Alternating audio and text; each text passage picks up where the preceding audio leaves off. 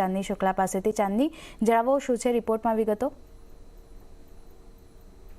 તો tyre company ઉપર નમૂરાનો મત જોઈએ। સૌથી પહેલાં તો એમણે કોશિયસ જે છે અહીંયા રહેવાની એક સલાહ, એટલે કે સાવધાન રહેવાની સલાહ આપી છે તેમણે, ખાસ કરીને ટાયર કંપની ઉપર। નેચરલ રબરના ભાવમાં જે એક ઉછાળો આવ્યો છે એ એક ઇન્ડસ્ટ્રી માટે અહીંયાથી તેઓ પડકાર ગણાવી રહ્યા છે નમૂરા। અને સ્થાનિક બજારમાં નેચરલ રબરના ભાવ ક્યુઓક્યુ બેસિસ પર 23% વધ્યા છે, જ્યારે વૈશ્વિક બજારની જોઈએ તો ત્યાં રબરના ભાવમાં ત્રિમાસિક ધોરણે 66%નો એક વધારો પણ આપણે જોઈ રહ્યા છીએ। સ્થાનિક રબરના ભાવ મોટાભાગે વૈશ્વિક બજારથી 10 થી 15% પ્રીમિયમ પર હોય છે, એ પણ આપણે કંઈ આ ફેરફાર જોઈ રહ્યા છે। અને સ્થાનિક રબરના ભાવમાં હજુ પણ ઉછાળો જે છે અત્યારે તો વધ્યા જ છે, ક્યુઓક્યુ બેસિસ પર આગળ પણ વધી શકે છે, એ અહીંયાથી એમણે એક શક્યતા વ્યક્ત કરી છે।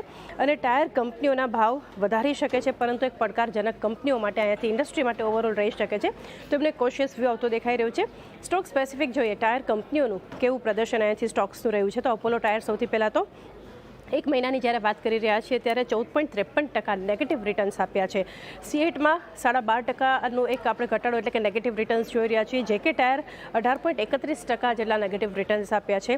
MRFમાં 10%થી પણ વધારેના આપણે એક નેગેટિવ રિટર્ન્સ જોયા છે, જ્યારે બાલકૃષ્ણ ઇન્ડસ્ટ્રીઝની અગર વાત કરીએ તો 3% આસપાસના એનાથી પણ વધારેના નેગેટિવ રિટર્ન્સ આપણને આવતા દેખાઈ રહ્યા છે। તો ઓવરઓલ એક કોશિયસ વ્યૂ ટાયર કંપનીઓ માટે નમૂરા તરફથી આવતો દેખાઈ રહ્યો છે, અને આજે એને કારણે સમગ્ર દિવસ આપણને એક નેગેટિવ એક્શન પણ કંપનીઓમાં દેખાયો।